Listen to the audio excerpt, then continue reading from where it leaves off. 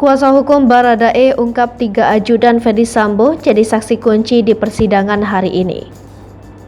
3 ajudan Ferdy Sambo disebut menjadi saksi kunci dalam kasus pembunuhan berencana terhadap Brigadir J.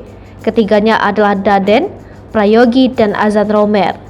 Demikian disampaikan kuasa hukum Barada Richard Eliezer alias Baradae Roni Talapesi. Menurutnya, ketiganya merupakan saksi kunci karena mengetahui kejadian terkait kematian Brigadir J. Karena itu, Roni meminta ketiga ajudan Ferdy Sambo tersebut berkata jujur dalam persidangan. Menurut Roni, keterangan ketiga saksi itu dapat menentukan masa depan dari Baradae.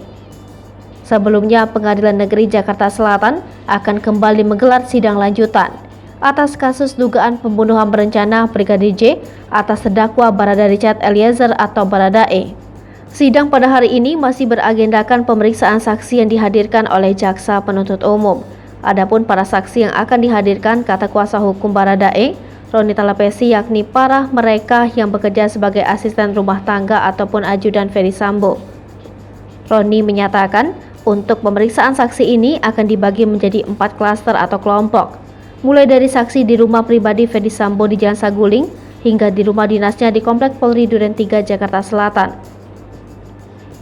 Roni belum menjelaskan apa saja yang nantinya akan ditanyakan kepada para saksi tersebut.